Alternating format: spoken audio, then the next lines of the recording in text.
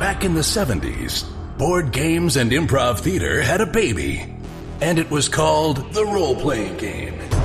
These games allowed a generation of kids to live out their dreams of slaying dragons and saving kingdoms, all while sitting in their bedrooms and basements. Today, gaming has moved into the cultural mainstream, and role-playing games are back with a vengeance. Join us now as 5 of these former kids come out of the basement and onto the internet to experience adventure, mystery, and obscure pop culture references. It's time for Roll for Combat!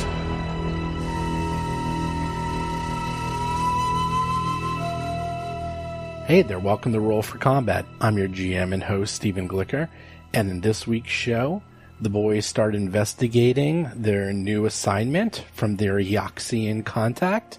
Plus, I have part 2 of my interview with Erik Mona, publisher of Paizo. We talk a lot about his time when he was editor-in-chief of Dungeon and Dragon magazine, and we talk about some of the adventures he created. We also talk about my favorite adventure path of all time. We geek out big time on this. I love this adventure path, and you can listen to what we geek out about in a little while. So one thing I totally forgot about was last week, the guys leveled up. So everyone is now level 2, and that actually occurred at the beginning of last week's episode. We do the leveling off air because it's kind of boring to go through everything. I'll probably have a recap in the future instead of like what they chose and how they changed their characters so that you're aware of it. I did kind of forget about that because we did that off air. But one thing I do is I actually have them level up when I tell them it's time to level up. And there's kind of 2 ways to do leveling up. Either you do the old way, which you had experience points, and then as you get the experience points, you level up. Or you have sort of the new way, which a lot of people do, is that the GM tells you when to level up, and they do it at sort of specific times or events. Like, for example, we just had the big boss battle. They're about to start another part of the adventure, so I had them all level up. Now, one thing is interesting is that the adventure was originally written that they should, in theory, level up during a very large action sequence, but I have it that they have to rest 24 hours to level up.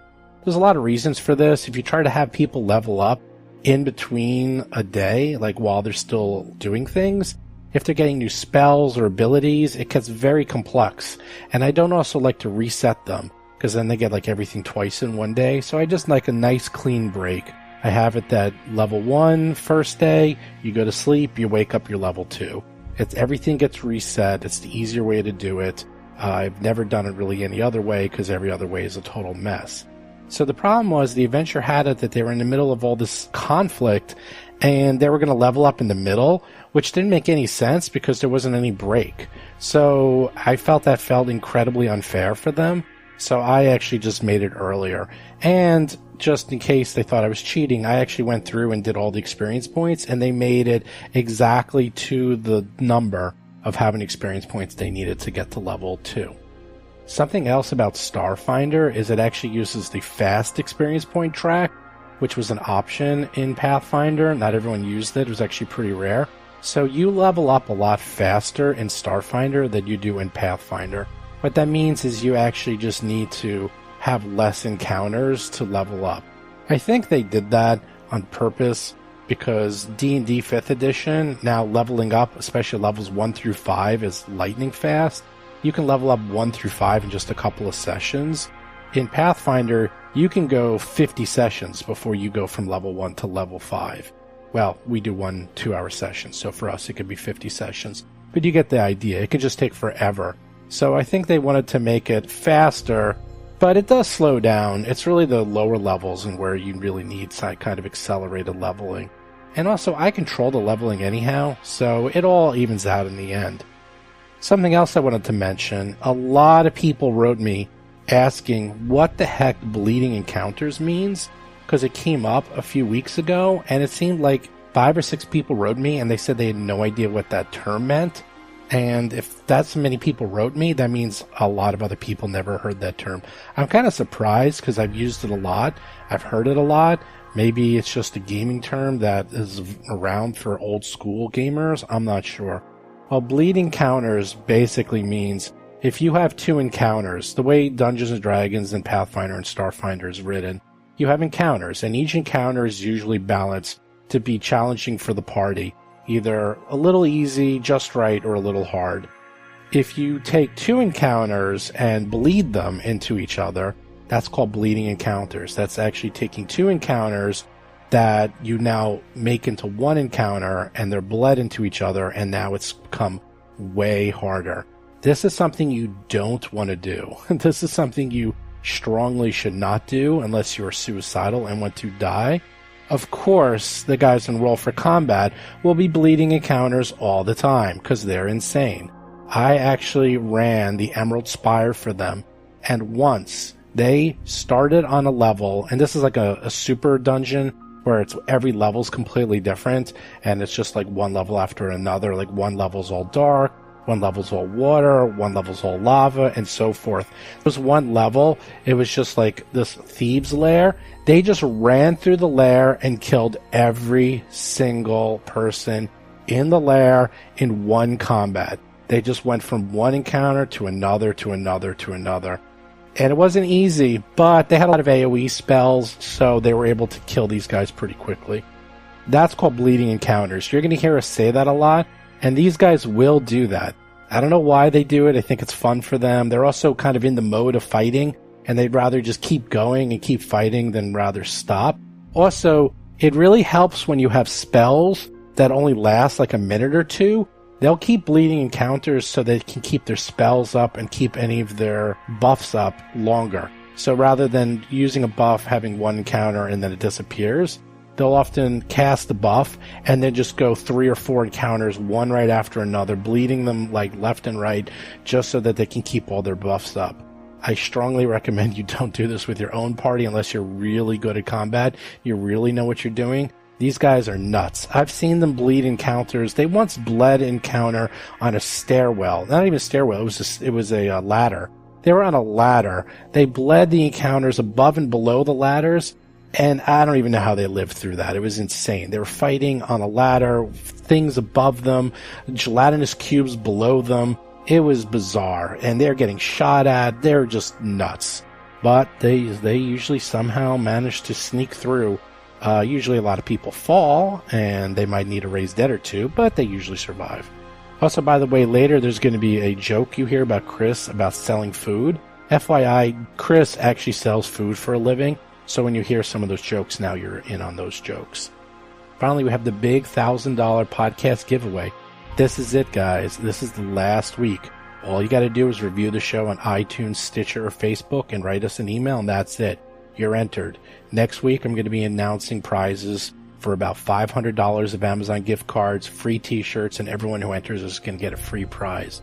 So this is it. This is your last week to enter. So if you've been holding off, you got to do it now because it's now or never.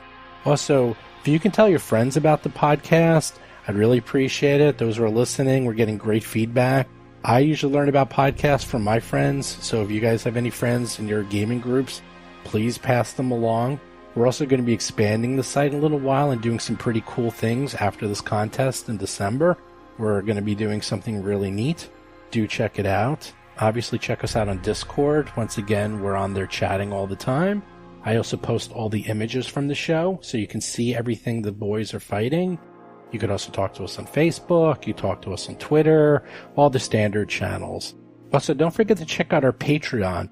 We're putting up some really cool content you can't find anywhere else on Patreon and only Patreon, and I'm going to start expanding that very shortly.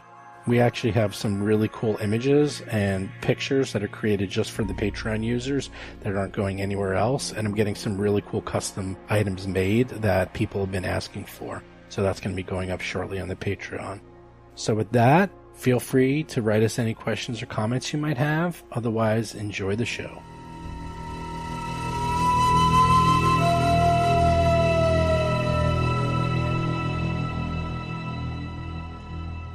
You met with Mr. Noir. Yeah, he has given you a little job where you will investigate the Drift Rock and the Acheron, and find out what happened to the crew. And there's also a dispute between Hardscrabble and Astral Extractions. And you will be leaving early tomorrow morning. You gave you the coordinates of the ship you're going to be taking. And he got you some clearance to go and investigate as you're an official member of his delegation.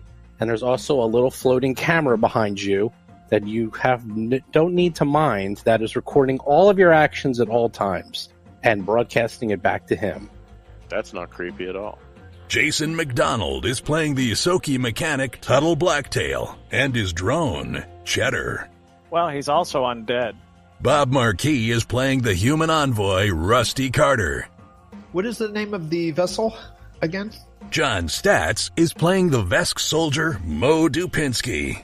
The one that you're taking is the Hippocampus, and the one you're investigating is the Acheron. Okay, the one we're investigating has the better name. Can we swap those two? Hippocampus is cool. People will call it the Hippo for short. The Hippo works. The Hippo. No. Yeah.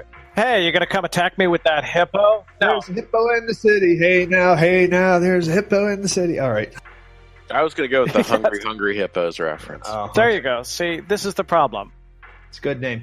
I am... Oh, so are we adjourned with the meeting with Mr. Noor? Yes, you're adjourned with the meeting, and you have a day to prepare.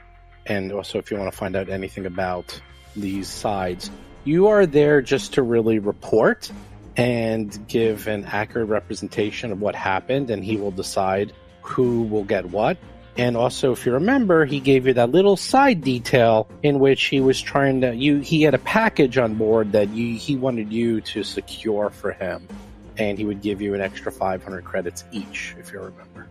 Correct. Except Hiroshi was happy with 300, so...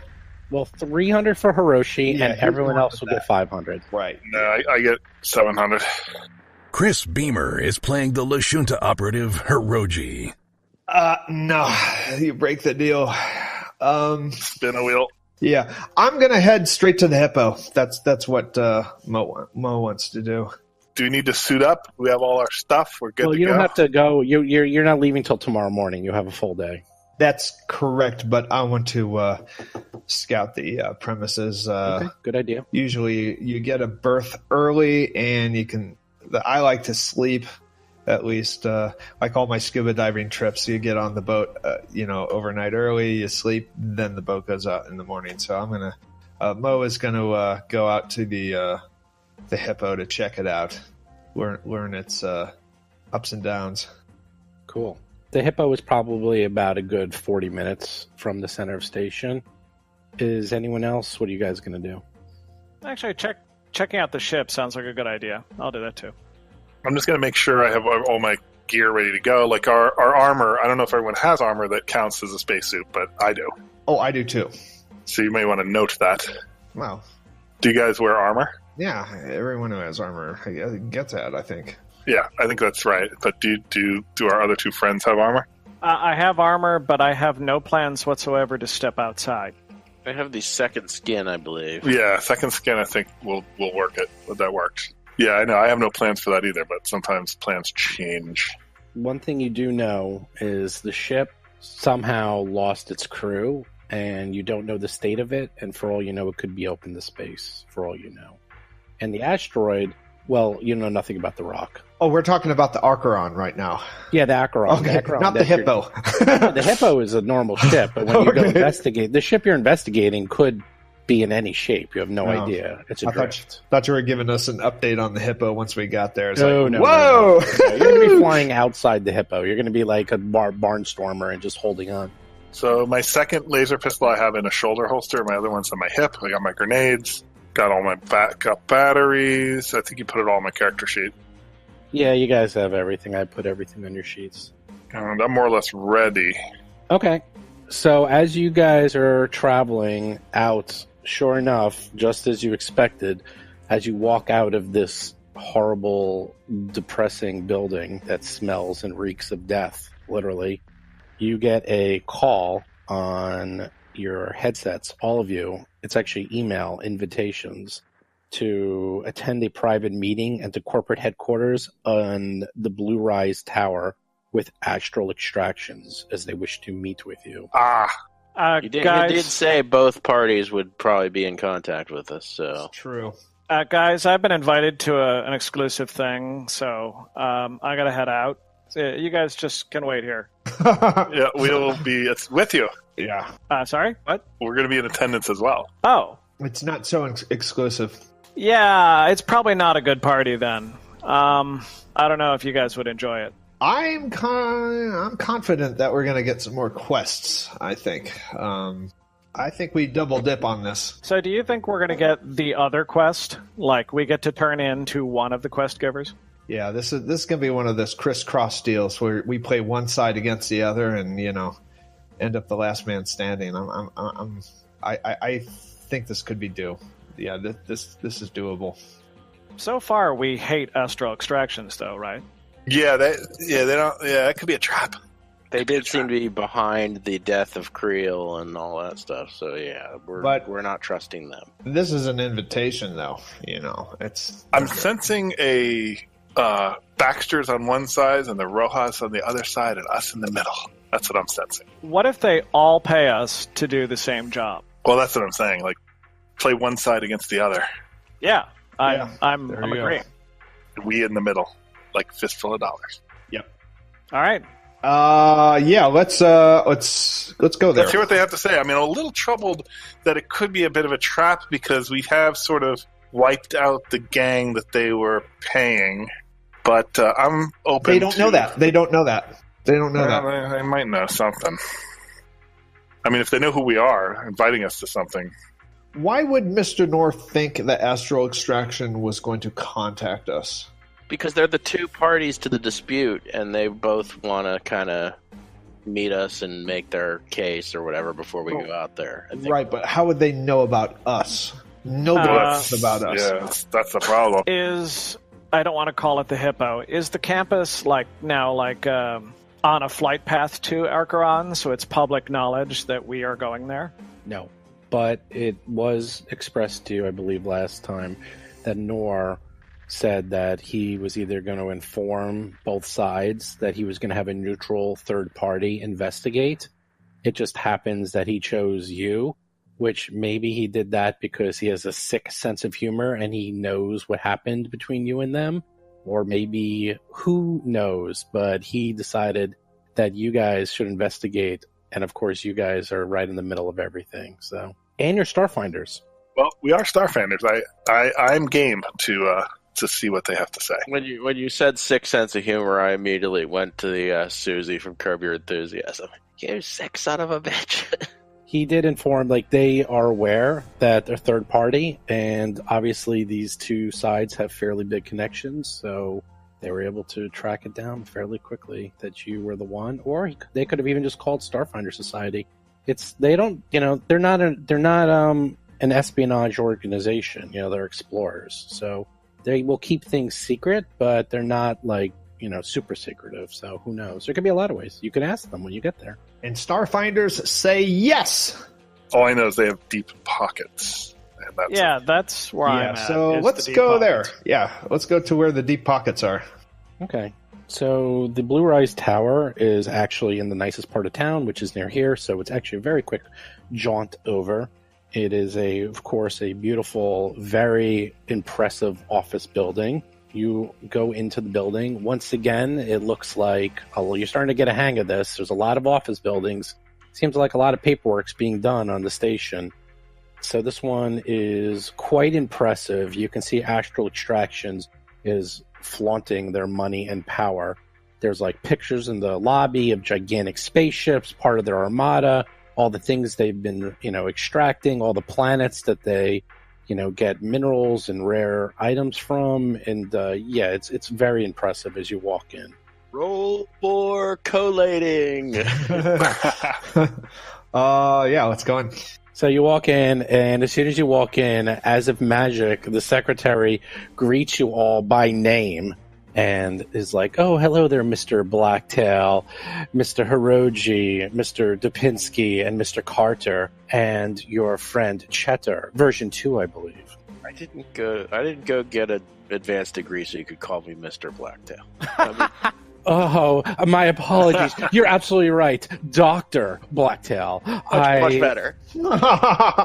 The woman actually seems nervous. It seems like there's going to be demerit on her report, and she actually might be demoted for that one small mistake, and that could have just been her career. So good job. Sorry. She quickly ushers you into a back room, a very nice conference room. What is her name? Well, let's just say she gives us her name. Well, the secretary... Hey, she's a person. Yes, she is a person. Okay, I'd like to know her name. Susie Q. Okay, Susie Q. I'm going to remember where she's sitting, because I might use that. We might pump her for information afterwards. Okay, that's fine. So you are brought into a very nice conference room, and in there you see a corporate professional.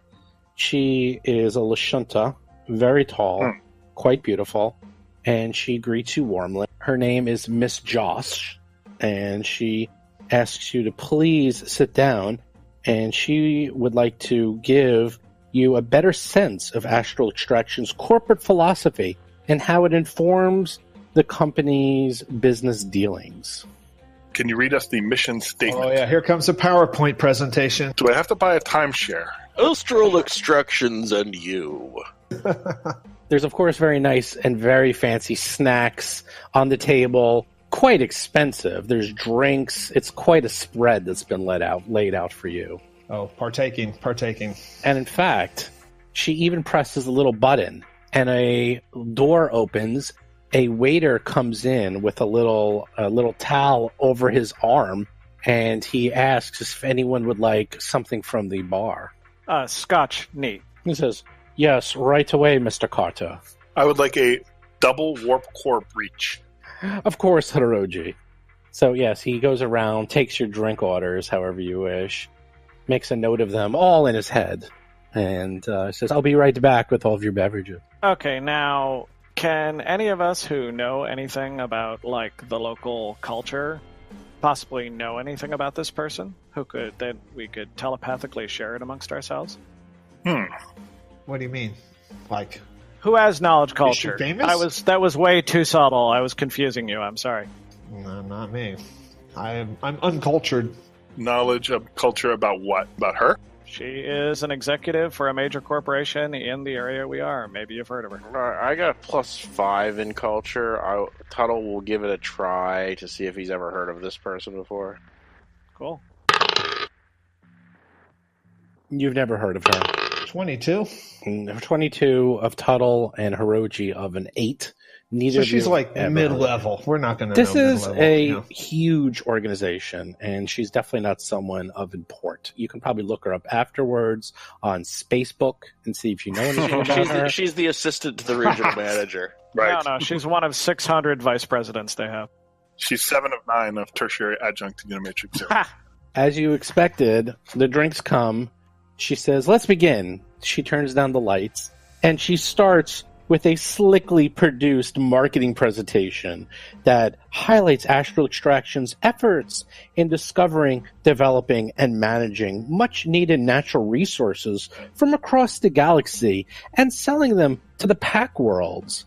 After watching this presentation for a few minutes, you can realize that this is all very fluffy marketing material for investors and the public, and there's really nothing here that's of any import. We'd like to talk about the pyramid of symbiosis. Life cycle of products that spread throughout the galaxy. Well, Mo doesn't have a particularly high intelligence, but he's beginning to realize that Astral Extractions is probably a very important place, and probably one of the best buddies we'll ever have. You know, if we take care of them, they're going to take care of us. So he's all ears. He's getting hooked by it. So wait a minute. Did you just fall for the pyramid scheme here in the meeting? Oh, good Lord. Shh. They're not done. So, of course, the presentation continues to go through about all the resources, how they go to the most dangerous and remote parts of the galaxy to bring back much needed resources for the pack worlds, and all the creatures and cultures, and they show pictures of families and orphans and puppies, and then at the end they go about their mission statement of how they're always giving back to the community and building shelters, and you get the gist. They're really, upselling you on how amazing and how important they are and how they are really good for all of the pack worlds. Okay, we get it. Viridian Dynamics cares about people, but okay. I actually have to ask her at this point. I'm like, well, thank you very much for inviting me to watch this. I'm curious if you have any information that I couldn't watch on a commercial or an advertisement or a bulletin board, not to be rude. Well, Mo's going to give Rusty a dirty look, as if he's just dismissing all what we've learned about these families and puppies and good people that depend on Astral Extractions. So that puppy would eat you in a moment if you got in its way. Well, what my comrade means is, you must have brought us here to tell us something other than a sales pitch. She says, of course. We're just giving you the background because some people get the wrong idea about Astral Extractions. They think that we're a heartless organization that is just trying to mine the galaxy for nothing other than profit, when that could be nothing but further from the truth. We are, in fact, a philanthropic organization trying to help out everyone within the pack worlds. Exactly. Sense motive. Talk about crazy rumors. I heard a rumor that you guys hire street gags to kill people. Once again, crazy rumors spread by our adversaries. Never would Astral Extractions ever do anything like that. Hirogi just rolled a 18 for sense motive. I did. She completely believes what she's saying. Okay. So if there's anything nefarious, she's not involved. She's a pawn. Exactly. I think technically a shill. A shill, yeah, exactly. Company woman. With that, she goes on to explain how she understands that you've been hired by Mr. Noor to check out the Acheron and the Drift Rock. And she wanted to explain their side of the story, let you know what really transpired and what is going on. By all means. Oh, yeah, definitely. Do tell. Does she have another PowerPoint for this? No. Boy, we don't even need to go on the Hippo now. She goes on to explain how the noble services that Astral Extractions provides for companies and citizens throughout the pack worlds. She recounts details of the company's contract with Hardscrabble Collective, namely that the Acheron was hired to prospect for unclaimed, unexploited mineral resources on behalf of Astral Extractions, which would then hold all rights and claims to those discoveries. She goes on to explain that Astral Extractions simply wants what their contract gives them rights to. The Acheron found a Drift Rock, which is an unclaimed, unexplored mineral resource as defined in the contract, while working for Astral Extractions. So the rights to that asteroid belong to us. Why does the Hardscrabble, is that what they're called, the union? Yes. Why do they feel like they have the rights? You're going to have to talk to them, but from what I understand, they're obviously lawless. We hired Hardscrabble. They're an excellent organization that has a wide variety of ships and resources. We have to scour so many parts of the galaxy that we can't do it all on our own. So we will hire many subcontractors. Hardscrabble was one of them. And we hired them to prospect for unclaimed, unexploited mineral resources on our behalf. And then we would go and get all rights and all claims to those discoveries. They found and towed back an asteroid. They're claiming that that was not part of the contract, that they would only find and give back coordinates of what they found, but salvage rights belong to them. We feel that that's incorrect, and it's part of the contract that we also get the rock. Well, this all sounds awful. I think it's terrible these people are being mean to you, but I'm a little confused why you invited us here, and that this seems to be a simple civil legal matter. Well, we're simply asking you to carefully consider the merits of Astral Extractions' claim and keep your mind open while investigating the ship and the asteroids. The Astral Extractions will, of course, accept the results of Ambassador Noor's mediation. But, the company is always interested in hiring competent freelancers for a variety of tasks. you could find quite lucrative opportunities in the future if they're finding support Astral Extractions claims. Now you're talking our language. Now you're talking. The preamble is Actually, fine. Tuttle's language was the contracts and the property rights. He's actually starting to be swayed by the... Yeah, it sounds like you made a pretty legitimate claim. I'm going to keep my mind open to that. Well, I'm standing with the puppies and the families that depend on your resources, so you don't have to sell me any further. How much is this going to pay? Oh, again, we can't give you any money because that would be in violation of the mediation process. I believe Nor hired you directly. We're simply here just to present our side of the story so that you get an informed view of what you're investigating. And you did a fantastic job. Yes, I'm very impressed with your presentation and with your demeanor. Obviously, is there a way I could contact your boss to tell him how pleased I was with this entire meeting? Of course. Here, I'll give you a web address where you can fill out a form and it'll go right to him. Excellent. Well, is there anything else? Yeah. Are there any pastries or donuts on the table? The best money can buy. Okay. Krispy Kreme. I'm getting a few. I'm getting a few. They're kind of in my pocket. I have my room. She sees you going for them. She's like, please, take the plate. Take all of it. This is for you. Good, and it's just going to go to the office workers if you don't eat it. Take as much as you want. She does know I have cheek pouches, right? I can get pouches. an awful lot of donuts in there. I'm just getting them before the rat gets them. That's all I'm getting them for. She, in fact, goes over and gets a little tray that you could attach to Cheddar and actually bring him out, and he can be like a serving robot. Finally. That's degrading. Yes, no, it's the ultimate stage of Cheddar. He's finally reached his max. Nice, congrats. Well, I love that Astral Excavations was planning on thousands of credits of bribes, but then they realized apparently we're all Homer Simpson. Donuts. And they can buy us off with a few donuts. Perhaps I can interest you with a jelly donut. Yeah, we had the 10,000 credit stick ready to go, but they're going for the donuts. All right. Well, is there anything else? Because we would like to get ready for our trip. No. Again, if you have any questions, feel free to contact me. Well, is there a representative from the Scrabble people? These Scrabble brains. Yes. We do have to be fair and hear both sides. We do have contacts like those. We do know who those people are, right?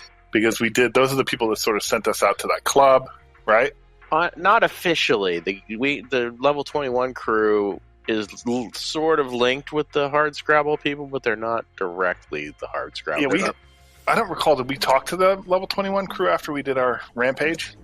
Just so you know, Mo, no. I hear that Hardscrabble, at their meetings, they have chocolate croissants. Well, so I'm taking these. It's a taste test Cronut. Comparison. I think the taste buds will tell which way we lean on this. All right, fair decision making. I feel like we need to talk to the 21 gang. Out of character, isn't there anything like ex parte communication? Is this actually even legit? I'm not asking her that. It's just kind of strange. You don't know nothing. Nobody knows nothing. You would know from Tuttle himself would not know. Cheddar probably wouldn't know. Hirogi, Mo, or Rusty, you actually don't know. However, the one thing you do know is that Mr. Nor did say that they were going to reach out to you. So, as long as they're not outright bribing you, which they really haven't been doing, this seems okay. That's what I'm saying. That's what I was kind of thinking. As if Nor said it was okay. Nor said it was okay to talk to them. So okay, but it's a little bit weird. Well, these jelly donuts and everything. I mean, come on. There is a quid pro quo though. Yeah, I mean, there is an understanding between, Is that quid pro Cronut? Exactly. Quid pro Cronut. Wah, wah, wah. Wah, wah. All right, so very, very good. I say we move on then. Thank you for your hospitality, and we will be on our way. Excellent. She says she helps you with taking the donuts and other snacks. You have your drinks. Yeah, I don't bother with that. That's beneath me.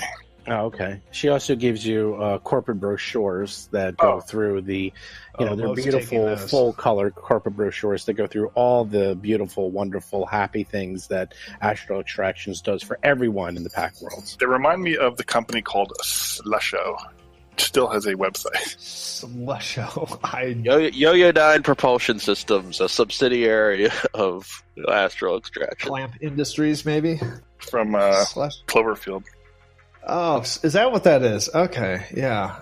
All right, well, moving on. The company was called something else then. So you leave, you get escorted out, and lo and behold, as you're leaving, within minutes, you get an email to meet with Hardscrabble. One of its members, Olta Saresi, invites you to visit him on his ship, the Dust Runner, out in the Armada.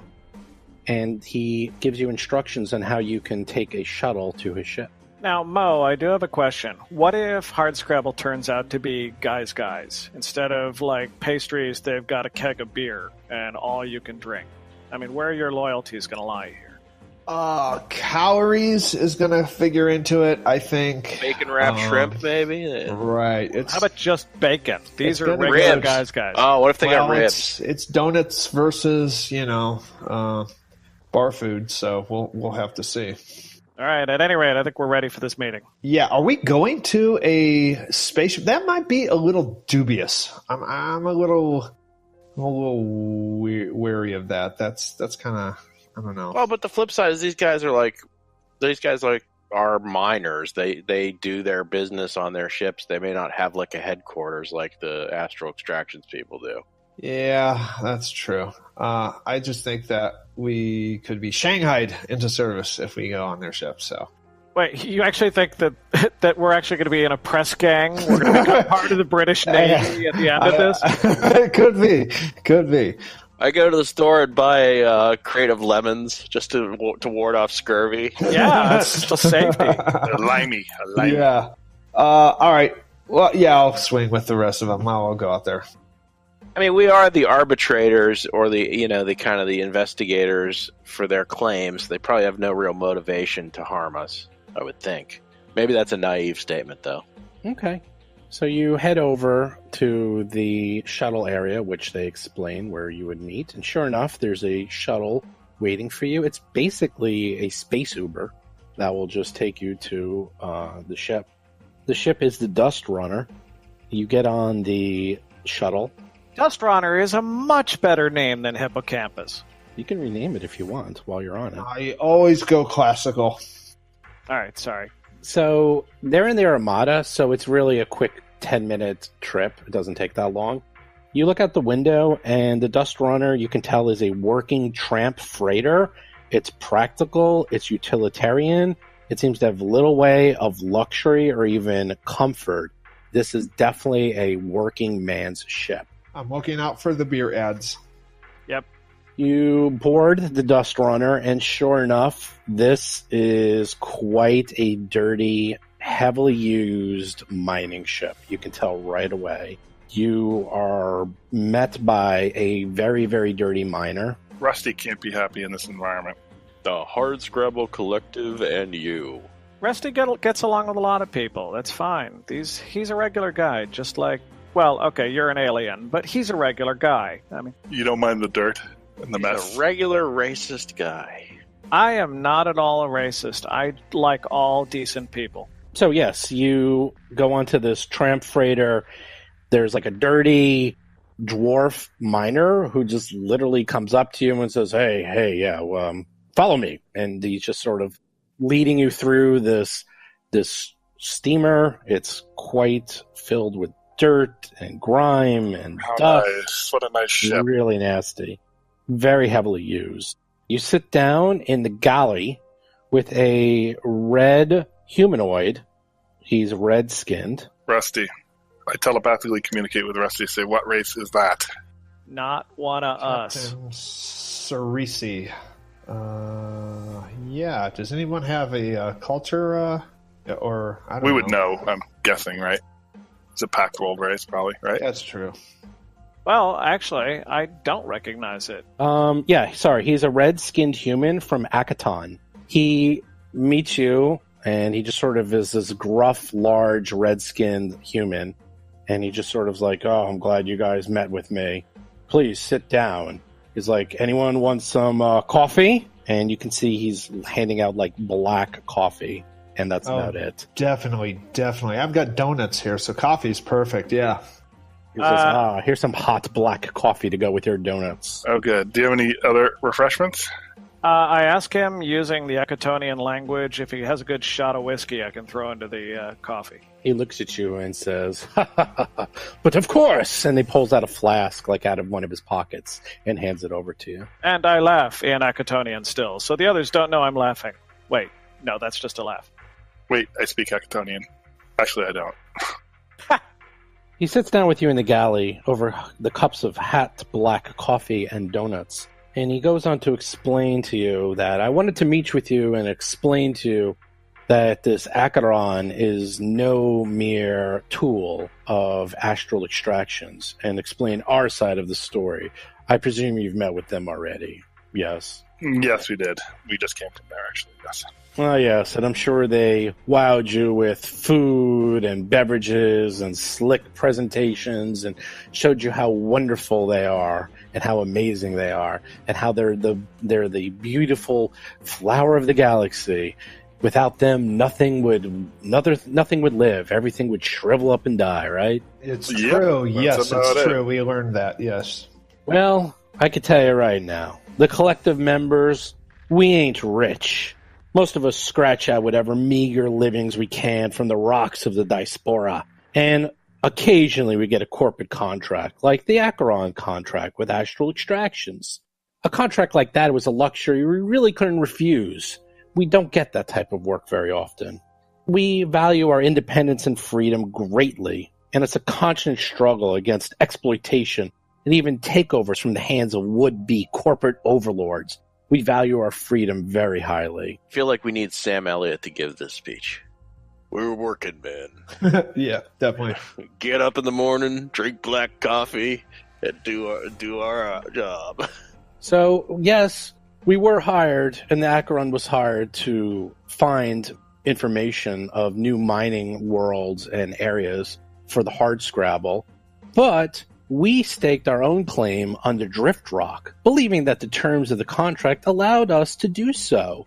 We really are a little surprised at Astral Extractions' attempts to lay sole claim to the Acheron and the Drift Rock, following mysterious circumstances in their arrival of Absalon Station.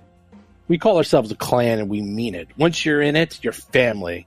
You're family for life. Members, we look out for each other, we defend each other, we take care of each other. We don't know what value, if any, of the Drift Rock may have, but we know the worth of our brothers and sisters of the Acheron, and we need to know what happened as they paid their life for that rock. Therefore, we feel it's our right to own whatever is on that rock. After all, we're going to give off all the maps and all the information that we discovered when we were scouting for Astral Extractions. We don't dispute that. They're going to have access to hundreds, if not thousands, of worlds and billions and trillions of credits worth of mineral rights. What's one little rock to this huge corporation? That seems to be the rub now, isn't it? There must be something up with that rock. Yeah. Oh, and speaking of which, actually, we would love to get a hold of those maps of the rock that you were talking about. Oh, yes. Oh, we don't have maps of the rocks. We only have maps of the files and findings from the ship's prospecting mission. We'll hand all that over to the company. But the ship and the claim its crew staked on the Drift Rock belong to the collective. Oh, so you have a map of the Acheron ship itself. Great, we'd love that. No, he's talking about maps of, like, their job was they were hired by them to go out and find different places where there's minerals to be mined. And they made maps of that, maps of areas of space where there's good stuff to mine. And they're going to hand that over. But like this ship and the thing in it, they claim it's their own, especially since people died. I'm saying they have records of the Acheron. Yes. We do have records of the Acheron, and I'll be happy to provide you a map of the Acheron when you do your investigation. The rock, we know nothing about it. But since we consider the worst has happened and everyone has died, perhaps whatever wealth the Drift Rock holds can help ease the loss of the families left behind. There was 24 members on the Acheron when they disappeared. If they're all dead, someone needs to take care of their families. whatever wealth we find on that rock will hopefully more than make up for it. But you don't have any presentation to show us, correct? He looks at you and says, this is the presentation. We're a hard-working, tough group that sticks together. And if you help us out, we can consider you part of the clan. I just fist bump him right there. He fist bumps you back. No, but no presentation, no audio presentation, no PowerPoint. Yeah, no, there's no big presentation. There's nothing fancy. It's literally you guys sitting over a cup of coffee in the galley talking about... No tchotchkes with the Hardscrabble logo on them. Yeah, there's no fancy handouts. It's basically a loose confederation of ships and families trying to mine out a living, and they're just looking out for some money to help the families of the victims. Did the coffee mugs say world's greatest captain? The coffee mugs are beat up metal. World's hardest working miner. Yeah. Mo's going to push himself away from the table, and he says, I'm sorry, there's nothing I can help you with here. Thank you very much for your, well, we'll call it a presentation for now. Well, you have to keep an open mind, though, because both sides have legitimate claims, it seems. We have to make a little on-site investigation first. I know what I see. And he does not see donuts. No presentation. That's, I think, where we're at. No donuts, no presentation. Well, we're ultimately not the deciders. We're just the investigators. Yeah, he's leaving. Exactly. We can at least absolve ourselves of any responsibility. Yeah, I've left the room. I'm going to wait in the by the shuttle. Excellent. I give the captain a hearty handshake. I like this guy. He says, excellent, excellent. He's like, I will send you a map schematic of that Acheron to help you better investigate. And if you do find any members that are still alive, please let us know right away so that we can get them back. From what we can tell, all information from the Acheron has been cut off. We do not know if anyone is alive or dead. But what we've heard is that came back completely empty and is now just adrift in space. Well, we will definitely keep you appraised of what is going on. And if we find anyone, yes, most certainly we will seek medical attention and get them back to safety. Tuttle looks around for like a hand sanitizer station. Probably isn't one of this. There's like an eye wash station. That's funny that the rat is... The rat wants to be clean. You're like an oxymoron. All right. Anything else you wish to talk to with the Hardscrabble Collective? We might want to just briefly talk to these the 21. What are they called? The Downside 21 or what's that? No, the Downside level King. 20, level 21. Yeah, level 21. Can we? Javoxa or whatever. Yeah. Well, we have our contact, Mama Cass, or whatever her actual name is. Yeah, we should go talk to them before we leave because we actually did them a service, and they might be appreciative of our services, if you know what I mean. He did already say he wasn't going to give us anything beyond the equipment we salvaged. Oh. When we originally took the gig. Rusty might be able to persuade them, otherwise it's possible. There might be rumors. All right, good day, sir. We'll be in touch. Okay. Yeah. Okay, I go to the inn and I ask around for rumors. All right. Well, that's going to take you all afternoon. So are you guys done here? You take the shuttle back? Shuttle back. All right. Let me get you back to the station. Yeah, but I was just telling you guys, it doesn't matter what these guys say, They don't stay to their agreements, I mean, you can make a deal with them. They're going to break the deal. Neither side kept the agreement, though, it sounds like. Yeah, and plus we already know, what's the name of that company again? Astral Extractions. Oh, Astral Extractions. We know that they're shady. I mean, they hired people to basically kill us when we first landed on the station. Do we know that? We do know there that. was pretty compelling evidence on the data pad. Right, but do we know that? Yes. But do we know that? Yes, you know we that. do. Let's just say yes. We do know that. So already that's a strike against them. But, we lived and money talks. So there is that. Yeah, you live and learn, Right. Everyone makes mistakes. Let's just see who has the most. I mean, I definitely want some eye implants, so I need some money. Definitely. Well, yeah, I mean, I don't know. I would like to go to the 21 and just see what their input, if they have anything else to say to us, and then basically go. All right, Mo will tag along. He's not for splitting the party, so... Do you guys want to come with? Yeah. Sure. Yeah, sure. All right, so we go back to that restaurant. All right, you're back at Mama Fats. Yeah, Mama Fats. On level 21. Mom, Cass. Let's have lunch. Okay. So you enter, and sure, there's Mama. She recognizes you and says, you made it. Is everyone alive and intact? You still all got your body parts? Yep. More or less. It was touch and go for me for a little while there. We spent a lot of money on medical supplies and ammunition, and we lost our robot. It was very expensive. Oh, so expensive. I hear ya. It ain't cheap running a restaurant either, honey. That's true. I could sell you food if you'd like. Very good price. Oh, yes. We get everything Here's we need card. from the Cisco. The Cisco, yes. Your main competitor. Space Cisco. Space Cisco. And we also go to Restaurant Depot quite a bit. Oh, yeah, I'm sure. Yeah, I'm never eating here then, knowing that. But, so we just were hoping to get in contact, and I will actually do this, because is there anyone else in here, like other customers and stuff? Oh, yeah, there's a couple, but she's talking to you. So I will telepathically tell her. So we did a good service in removing the downside kings. We wanted to talk to our contact at the level 21. She's like, come back around dinner time, and I'll see what I can do. Okay. I say, all right, boys, I think we should come back around dinner time. I think we should stay till dinner time. You just want to eat for the next 6 hours. We could go hit the bar across the street. I could use a drink. Yeah, do that. Rumors I are think too. Rusty is an alcoholic, I think. No, I could stop anytime I want. But why would I want? Exactly. Yeah. All right, I'll tag on wherever you guys want to go. All right, I say we sort of, hang out and go to the bar and wait until dinner time and come back. Okay. Go to the bar, hang out. You doing anything in the bar? Or are you just drinking? Playing darts.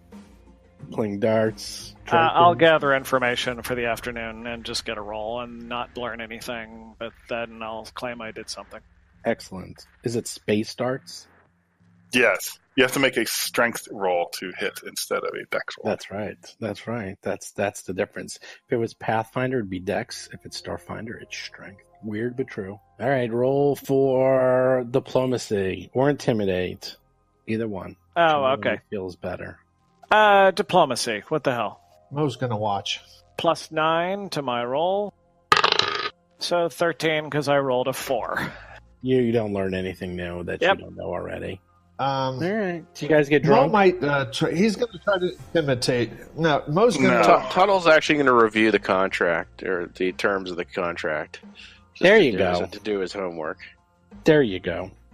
Very good. Okay, Tuttle, very interesting. So you go through the contract.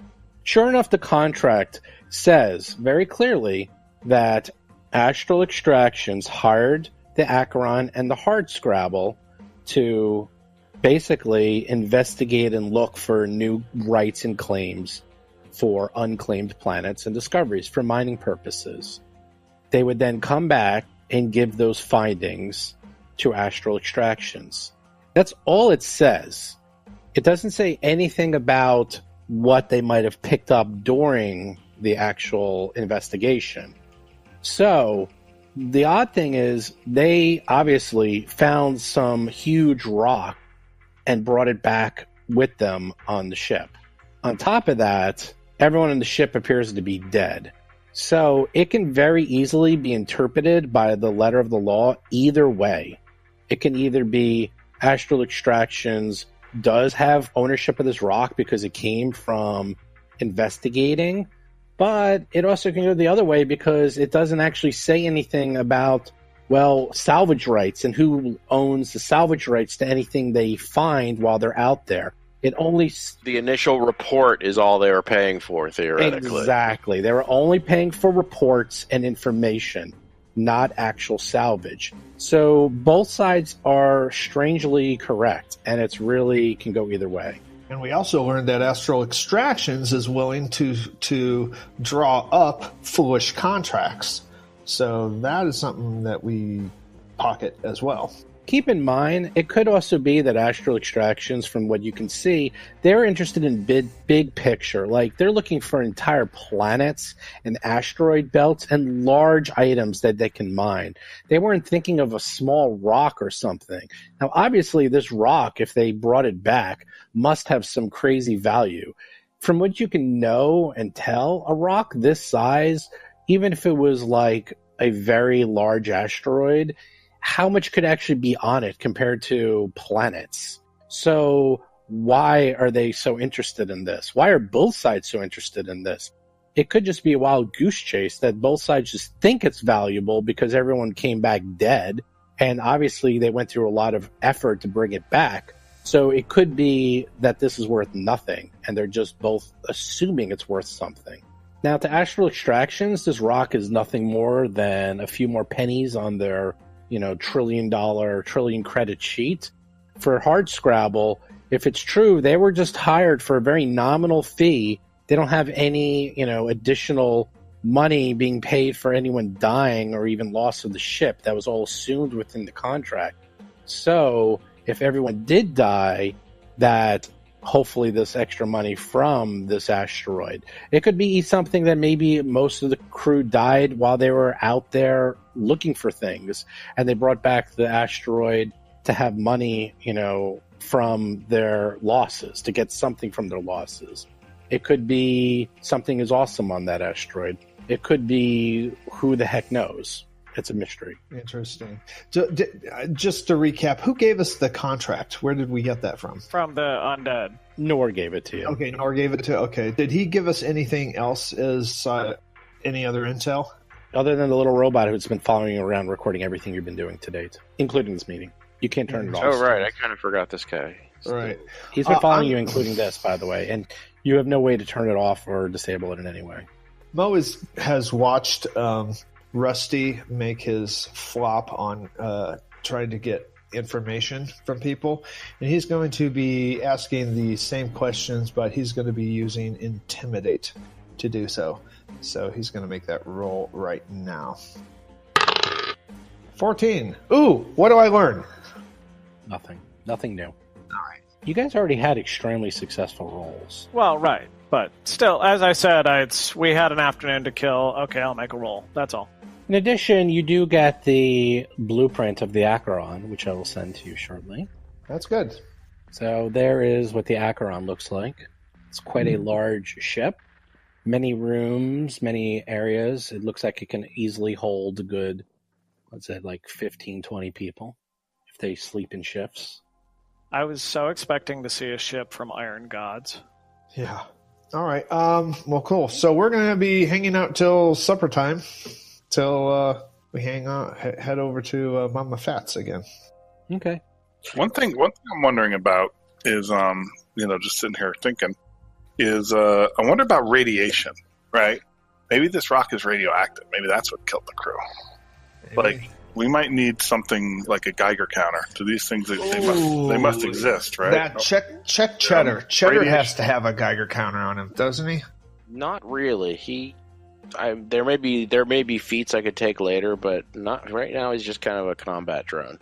I mean, there's spells that allow you to detect radiation. I'm sure. I'm guessing there's there's got to be a device. I'm looking it up right now. Maybe I can go buy something. Yeah, I am too. I don't see anything. I'm sure there is if you want to look it up. Anyhow, it gets to dinner time, and you guys can go back to Mama Fats. Oh, good. We do. I ordered the gach. Really? Is it alive, though? It's alive. Yeah, do you want live gawk or dead gawk? Live. And could I get a slusho with that? Yes. I thought prune juice, no? I'm looking at her menu. We had that from before. I had the Soylent Yellow last time we were here, and I decided to expand. Slusho, you can't drink just 6. That's their slogan. So, in the corner, you see Jabax sitting there. He motions over to you and invites you to sit with him. Oh, yes. Where is he, in that back room? Oh, that's fun. Yeah, he's all the way in the back. His back in the corner of the room so no one can sneak up on him. So this guy right here? The rat in the back. Yeah, actually, I know you guys are While we're doing this, Mo is checking out Geiger counter on the station supply list. People are saying that in general, any minor piece of equipment in the real world, like an alarm clock, camera, digital keys, timer, watch, can be purchased with the GM's approval, costing 5 credits and has light bulk. Someone pointed out that Pathfinder has a something equivalent. All right, no, that's cool. That's excellent. That's actually excellent because there's so much in this world. There's no way they can put everything in the book. So sure, Geiger counter, 5 credits. It could be anything you want. It could be a little thing that you wear on your spacesuit that turns a color. You can be handheld. It can be however you want to do it. Right. Okay. So we're gonna, I guess, put a Geiger counter on. Yeah. I'll buy one of those. Yeah, Mo is also going to buy one. I think it's good to be redundant in this case because you might split up. So right, or you might drop. Yeah. Okay. You guys go. That's easy to find. You get the Geiger counters. You have them on your person. They will go off. You can set it to your headset. That will go off an alarm that you'll know if you have any radiation levels, and you'll have no issues whatsoever. With that, though, you see your contact from the level 21 crew inviting you over to sit down. Excellent. Let's sit. Going over there to sit. Who's this? Jabaxa. Yep. It's the same Yosoki that you met before, and he seemed to have quite a spread laid out for you. Nice assortment of food, Mr. Mo. Very good. Hospitality. I've drunk up an appetite, so I'm sitting down. Everyone's feeding us. It's wonderful. I know. Well, you guys are liked. You guys are famous. He comes up, and as soon as you sit down, he looks and sees the little camera over your shoulder and says, "What is that?" Oh yeah, I forgot about that. We're part of the Pathfinder now. They're trying to track our movements. Is it tied to one person in particular, or do we ever figure that out? Or it is sort of following all of you around. If you split up, you might be able to deceive it, but then only some of you can meet with him. Can we turn it off? No. Oh. Does it think Cheddar is like its big brother? It's following you all around, and it also seems to be able to record in 360 degrees.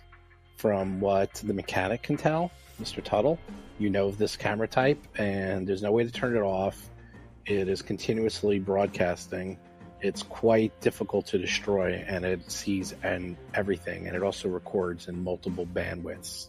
It's like having a little sister tagging behind you. Yeah, I mean, it records infrared, ultraviolet, everything. You name it. It's like Predator vision at 360. Well, I do use my telepathy to him. I say, "Oh, well, yeah, I forgot about that camera, but we don't really want to take too much of your time. You know, if you prefer, like, we just were curious what the fallout, if any, was from our raid on the Downside Kings." So he also thinks of you using telepathy since you guys can communicate. He goes, "That's why I always liked you fellows. You're very resourceful. You get things done, such as how to avoid a security system, such as that little pet you have." Yeah, I'm not happy that I can't turn it off, believe me. He says, "Well, I'm glad you met. Let's just have a little feast, and let's just say your work was much appreciated. With this following you around, I dare not give you anything overt right now, but here is a little gift." And he hands you 4 metallic cards, similar to the ones that you found from Darreville Creel's underwear drawer, that have the level 21 crew's symbol on both sides. Ah, excellent. Are we honorary members now? No, but if you ever need help or some other assistance, you just call in those markers, and we will do what we can. Excellent. Wow. That's good. But with that, let's eat. And he starts talking normally and says, friends, let's have a big feast before your great adventure. Nom nom. And we do. And with that, you feast. And tomorrow you will go on the adventure, and we'll continue the rest of this podcast. I want to now.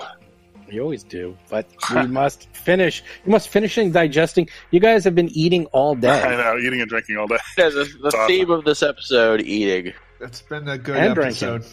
Instead of man versus food, it's Vesk versus food. Yes. Yeah. I think the Vesk is going to win in the long run. Yeah, that's cool. Yeah, given enough time. Hey everyone, Stephen Glicker here once again. Hope you guys all enjoyed that show. Next week we have more craziness as the boys actually get into outer space. For now, we have part 2 of my interview with Erik Mona, publisher of Paizo. I will note there's a little bit of salty language in this. We try to keep the show fairly clean, and we've done a pretty good job so far. However, Erik does curse a little bit, and I just kept it in. So I do want to note that if you're listening with little kids or are easily offended, it's not too often, I think once or twice at most. Otherwise, enjoy the interview. So let me ask you a few more questions and we'll wrap it up. But the other one I wanted to ask you, so I play a lot of games. Yeah. Yet you have role-playing games, which is literally people sitting around telling a story and rolling dice. I have never in my life had bigger fights than around a role-playing table. I'd say probably the top 5 biggest fights in my entire life have easily been during a game of D&D or Pathfinder, by far. Why? What is going on? Why do we do this? I see you smiling. You have to agree. Everyone I've ever spoke to has always agreed. This has happened to everybody. I mean, I kind of agree, but let me turn it on its head a little bit. Because I would also say that some of the times where I've laughed the hardest in my life has been at the game table. Oh, yeah. So I think what it is, I think it has to do with the connection to the story, to the characters. You're putting yourself in the mix. And another thing, if I can tangent for just a second, one of the things I've been thinking about a lot lately is just the rise of actual play, podcasts or Twitch streams. And why is it that people care about this? Because for the longest time, you'd sort of think, okay, an RPG is something that's tremendously fun to play, but it is so boring to watch. And it's even kind of boring to listen to. I think that's just been the kind of the received wisdom. But it turns out that that's not really the case at all. The people's emotional connection to some of these podcasts, to things like Critical Role or Glass Cannon or your fans, they're connecting with you guys on a level that is, I think, more powerful than watching a TV show or something like that. And so if you kind of apply how that connection is not just from someone observing the play, but actually in the play, I get so nervous sometimes in a big combat, I can't sit, I'll stand up and I'll pace around. And I don't feel, and everybody's different, but I don't feel that way, generally speaking. Even when I'm playing a really tactically complex board game or a miniatures game, for me, an RPG is just tap something inside of you that connects you to the common storytelling that you're all doing together. And it's unpredictable, which I think adds another layer of just immersion that it's unlike anything else. And so because of that, the kind of the negative part of that, the arguing, I know the rules better than that kind of a thing. It comes from the heart, and the heart is what's connected to the story. But in the same way, it's some of my best friends in my life are people that I met around a game table, and some of the strongest relationships I have are with people, who I've gamed with, and again, the number of times I've laughed so hard that I'm crying, that's happened at the game table way more than it's happened at live comedy shows, at watching movies, TV. So I just think the emotional connection is what we're talking about here. And I think that RPGs, I can't think of something that has that connection in the same way. So not something recreational. I actually think, I was thinking about this a lot when I was even driving here. I actually think it's kind of in our DNA. It's kind of just in our genetic makeup, because think about it, humans have been storytellers since the beginning. And this is just another way to tell stories that's now really starting to get into the mainstream. Right. When I was a kid, I'm old enough, I played first edition. And I remember when the whole D&D thing came about. Right. And it was, part of my childhood. And now we're up to the second generation, and it's starting to really explode. Well, and look, it exploded huge in 83, 84. Everywhere. It had a cartoon. Everywhere. It was like a Cabbage Patch Kid level fad for a couple of years, and that corresponds with when I came in, early 80s. And so, it plugged into something even then, that I think people craved. And I do think that oral tradition storytelling element is a big part of it. And I think if you look at just how humans play in general, you think of things like cops and robbers, and like kids role play. They don't need rule books to do it. I remember when I was in kindergarten playing Batman and Robin or Han and Luke. It's like kids do this. And RPGs give the structure and the rules that make it a little more respectable for adults to do it, or older kids. And it's just, you can't pull it out of people. They want to pretend. So with that also, I was reading recently about how popular role-playing games are in prisons. Yeah. Do you guys get a lot of those? Oh, for real. Oh, my God, yes. Tell me some stories. I'd love to hear Okay, that. So most of my prison stories actually, that's a hilarious thing to say. It's like, most of my prison tell me about stories- your prison stories. Let me tell you my prison stories. Back in the day when I was editing Dragon and Dungeon magazine, it was really apparent because I started working in the periodicals department in really around 1999, and then eventually transitioned into Paizo in 2002. Wizards spun off their whole magazine department. That's what became Paizo. And during that time, you really saw the impact of the culture's transition from snail mail to electronic communications.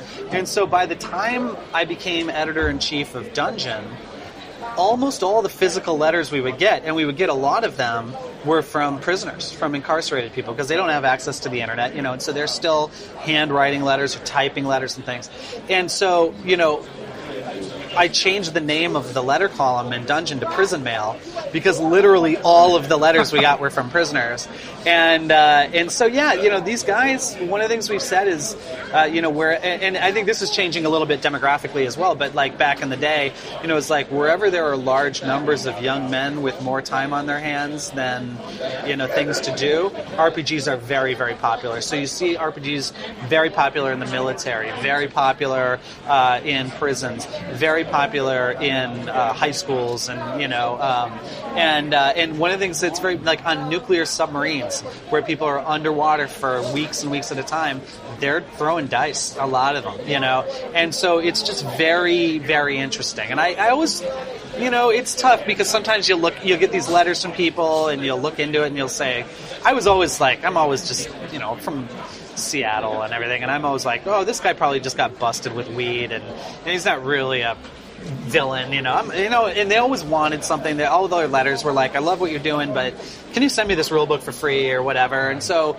I every once in a while I'd say, I'm going to be a Santa Claus and send them these books, because we had so many copies of the various books. And every once in a while I'd look into let's make sure this person I'm making a personal connection with is, not going to bite me in the behind and in the long term, and many of them are really bad dudes. Many of them really are in prison for a reason, and so that's a little bit weird, But they have nothing to do, and this means so much to them. One of my prized possessions actually is a set of homemade contraband prison polyhedral dice that a guy made out of cut up cardboard and I think human spit.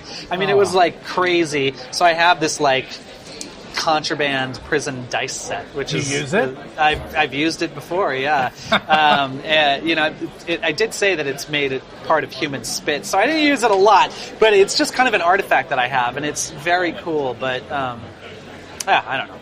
You think they play it on the International Space Station?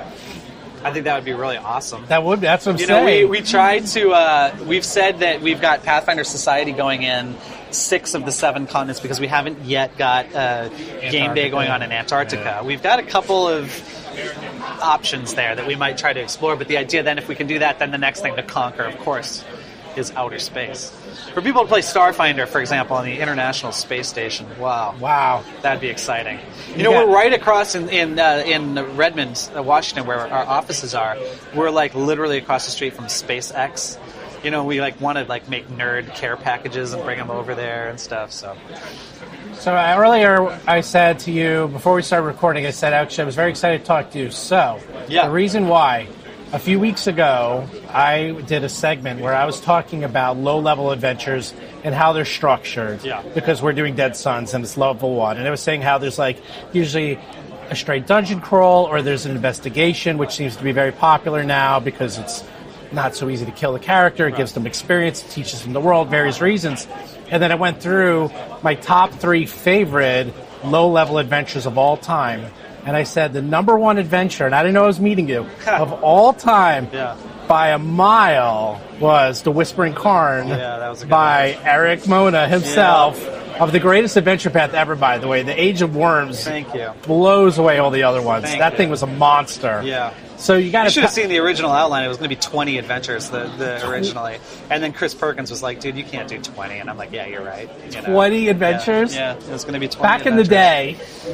day. So tell me anything, because I love that adventure. It just has, like, everything. It has a beautiful dungeon. It has lots of weird stuff. You go, like, underwater. Yep. It's got swarms. Yep. It has a murder mystery. It has, like, everything. And it's only 2 levels. Yeah.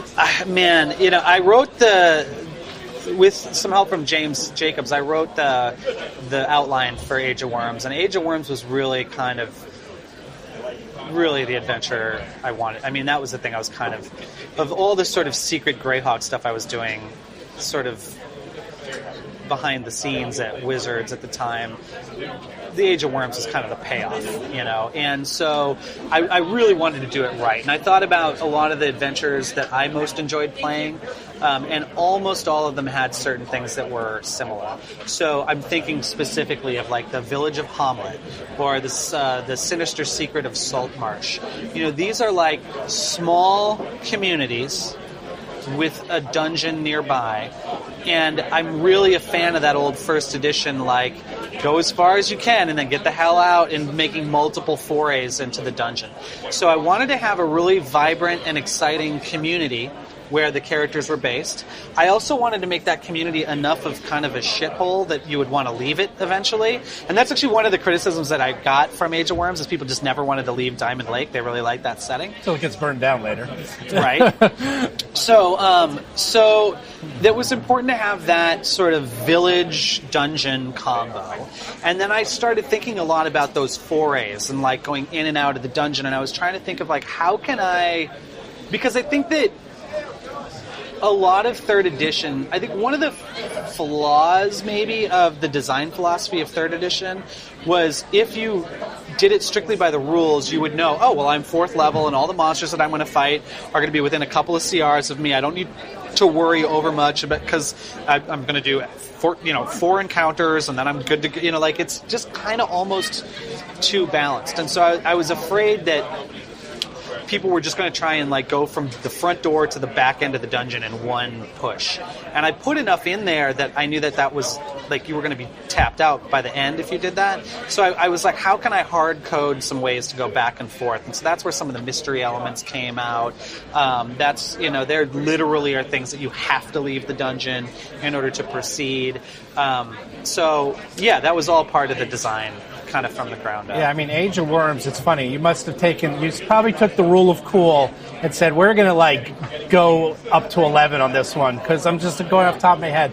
So you have a great dungeon, you fight lizardmen, you go to the city of Greyhawk, you're literally in the Tournament of Champions, you get secretly someone possessed by a doppelganger, you fight mind flayers, you get the Rod of 7 Parts. Yep. You get the Hand of Vecna. Yeah. You meet Tensor. Yeah. And then you fight a god and the Dracolith. Yeah. It's like every Dragotha himself. Dragotha, yeah. Yeah. Yeah. You fight every single nasty thing, every single thing you ever wanted in one D&D adventure. In one adventure. Well, it's everything I ever wanted in one D&D adventure, and I think honestly. I don't know if enough time has passed to tell the whole story, but one day I'll tell the whole story. But I started as a Greyhawk fan. I mean, that's how I kind of got into this. And I then was brought on to kind of be a consultant on some of the Greyhawk stuff, and then eventually was hired to be in charge of Living Greyhawk. And talking to Lisa Stevens, who is the brand manager for Greyhawk at the time and is now my boss as the owner of Paizo, she was a Greyhawk fan as well. And Living Greyhawk was going to be a huge part, and ultimately was a huge part of the rollout of 3rd edition D&D. And so I got hired to, around the same time I was hired to work as the editor of Polyhedron magazine and Living Greyhawk Journal and run Living Greyhawk for the RPGA, I was also hired to write what ultimately became the Living Greyhawk Gazetteer, the big, book that we did. And when we were talking about it with Lisa and with the kind of managers in the RPGA area, it was like, yeah, this is a key part of the 3rd edition strategy. Greyhawk's the core world. And I'm like so excited and happy about that. But like very soon after coming to Wizards, it was totally clear to me that not only was the idea of like Greyhawk as the core world a hugely political thing that hurt a lot of people's feelings, like, the people working on Forgotten Realms at the time, and they just wrapped up Planescape and Ravenloft and Birthright. They'd canceled a bunch of campaign settings. And so there was a tremendous amount of resentment on staff about Greyhawk in general. And then I come in, and as I'm being introduced to all the staff, people are like, what are you doing? And I'm like, oh, I'm doing Living Greyhawk. And they all knew about that campaign, but then I'd be like, oh, and I'm writing this Living Greyhawk book. And it soon became clear to me as I was going through the office that most, if not maybe all, of the non-management people didn't know they were even doing a Greyhawk book. And so I really felt like the first year or so of my career at Wizards was swimming against the current with people who were trying everything they could for political reasons to destroy that book, the Living Greyhawk book. And furthermore, so you'll note that like they also, at the same time we did Living Greyhawk, there was like a D&D gazetteer that was like almost completely stripped down, no continuity, no nothing. I think that the people who were in charge of D&D on the creative level at the time viewed continuity as an enemy, as something that just like added burden to their overworked staff. And so what they wanted out of Greyhawk was like the Greyhawk that you saw in like the 1st edition rule books, which is like, yeah, there's a setting and we're going to pull some nouns here and there, but really it's your own thing and there is no there. Because none of them paid attention to Greyhawk. Greyhawk, after Gygax left, was like nothing for TSR. It was something that they published half-heartedly for a few years and then they didn't really do much with. And so meanwhile, I'm in love with it. I know literally everything there is to know at the time. And like, I guess I literally wrote the book on it, right? And so the impulse that I was getting from the senior creative staff was like, Greyhawk is just this fraud we're pulling on people. It's like, we're not really trying to do Greyhawk. We're trying to just kind of have our cake and eat it too. And I'm like, I can't do that. Just like morally I can't do that. But literally I can't do that because I'm not going to introduce continuity errors when I know the whole thing like the back of my hand. So I had this real sense, and look, I'm 26 years old at the time, the youngest person on staff there. I feel like I have something to prove, and I feel like I'm swimming against the current on a lot of stuff. And so I'm like, you guys have no idea what the value of your intellectual property is. They knew what the value of Dark Sun was. They knew what the value of Forgotten Realms was. But I felt really strongly that they didn't know what the value of Dungeons and Dragons was, insofar as the kind of core setting implications of things like the alignment system and the magic items. And if you have a hand of Vecna, it's important to know who Vecna is, And I knew all that stuff. So when I'm building the outline for this adventure path, I'm like, I'm going to show you guys what you don't know you have, essentially. And so I turned in that outline, and one of the responses that I got was, of course, it's too Greyhawk, like, tone it down.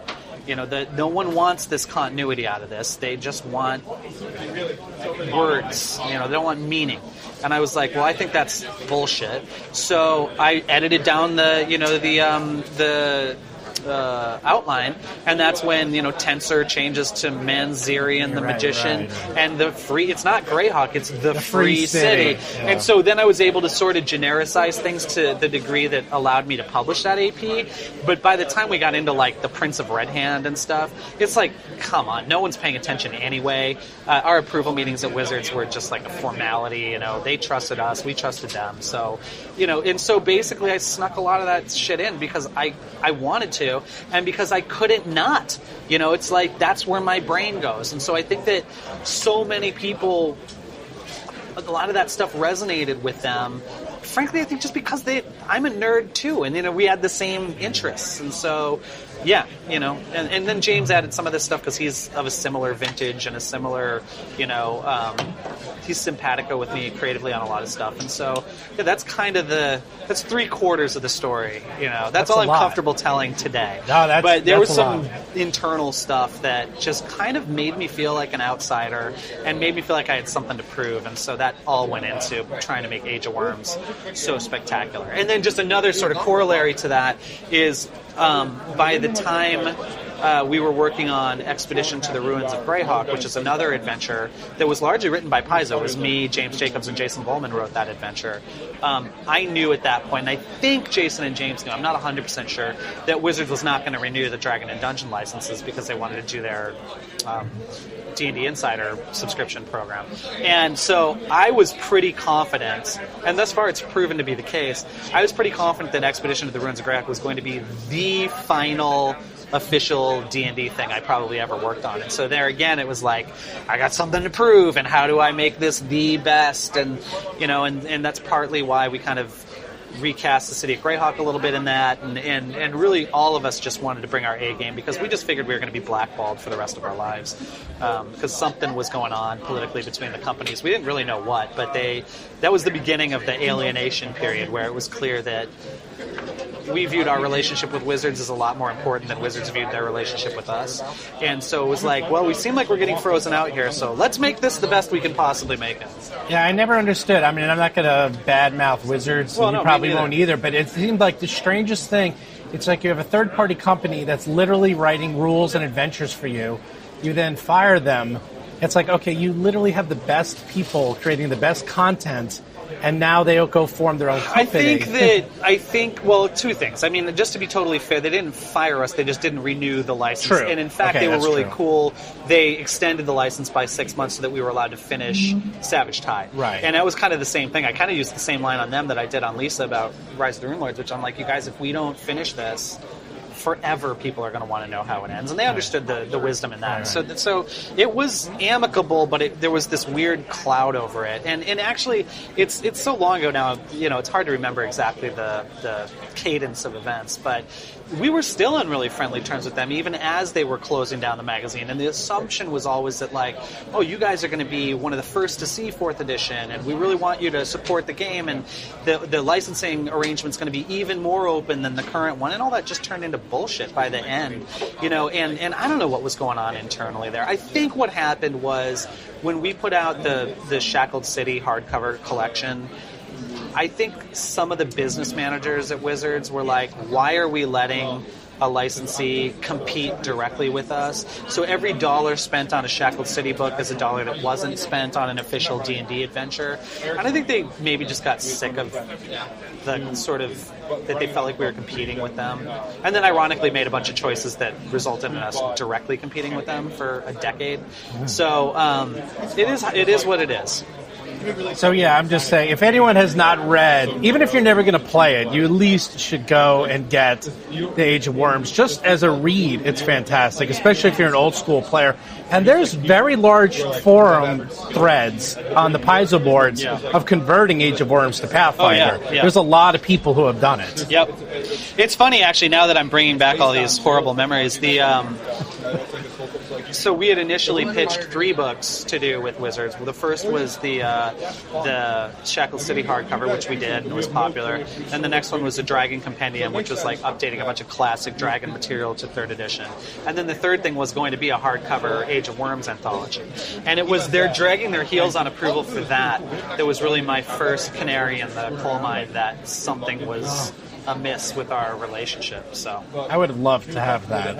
I mean, I think they should still do it. You guys can do we can't do it. It's no, not I know owned you by can't, us, but so. you can do your Pathfinder version of Age of Worms, or is it a new adventure path that's coming out after the current one? Is that kind of like, it's almost like... That's War for the Crown. We're on Ruins of Aslan right now, which is the kind of exploring the Sunken Continent campaign. Yeah. And then we're on, after that is War for the Crown, which is espionage and political skullduggery and things. And then after that's Return of the Runelords. So it's that's like a the one. That's what I meant. Return of the Right. That's what I was thinking. Return of the Runelords. Is that going to be like your... Rule of cool times 2. Well, it's James Jacobs going back to to Varissia and to, it's like the whole Rise of the Rune Lords was about what happens when one Rune Lord comes back from the dead, and this is what happens when the rest of them come back. And so it's going to be a little world changing. It's going to be really fun and exciting, and I've read the outline and it's pretty awesome. It starts with a bang. The rule of cool will be in effect. All right. Well, I literally can spend hours talking to you, so why don't we do another one in the future? Sounds good. And we'll just wrap this one up. All right. Thanks a lot, Eric. Hey, it's been great talking to you, Stephen, and, looking forward to listening to the podcast. Oh, actually, I got to get you on the podcast. Hey, I'll do that, too. Because that way we can get a Skittermander for our... Indeed. I'll start working on my Skittermander voice. That's right.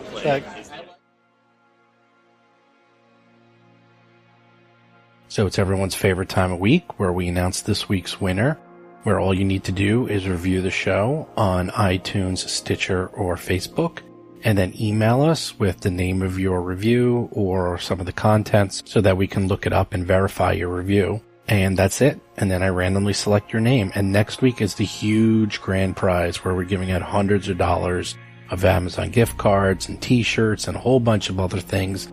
And I think I'm going to throw in some extra prizes that I got from some people at PAX as well. So make sure you enter. Make sure you tell your friends to enter. I know that sounds weird, but the more people that enter, the more prizes they give out. Because we got so many entries, I actually increased the number of prizes. So with that, let's pick someone completely at random. So the person who won this week, he did an iTunes review, and his name is Zen of Combat. That is a really cool name. And congratulations, Zen. His real name is James. You have won.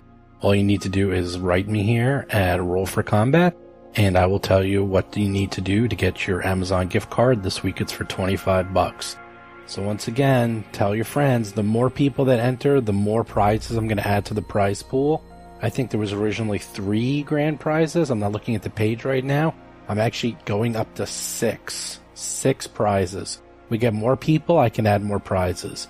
So get all your friends to enter, make sure they review the show, tell your friends about the show. They can also start at episode 9, don't forget. They don't have to start all the way at episode 1. I think we actually get better. We get a little more comfortable as we get into this. People are learning their characters, we're learning the system, and they can jump right into episode 9 and not lose anything. We have the recap, and then they can go back whenever they want and listen to episodes 1 through 8. I do that all the time, and we're going to make it so it's really easy for people can just jump right in the middle and not have to listen to 10, 20, 30, 50 hours of previous episodes if they don't want to. So, hope you guys all enjoyed this week's show. Hope you all had a good holiday. We will be back next week with the big prize. Otherwise, I'll talk to you then.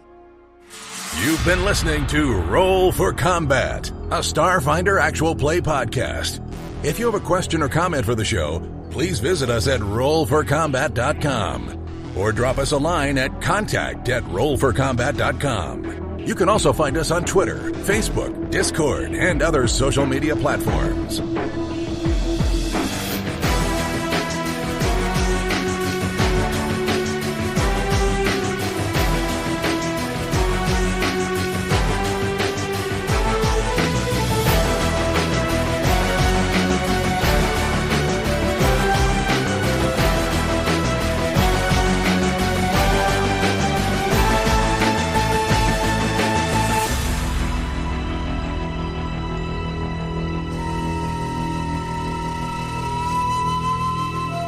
Been listening to Roll for Combat. Until next week, always remember, Starfinder mimics are alien shapeshifters, our zombies are caused by viruses instead of dark forces, and our magic can be explained as sufficiently advanced technology.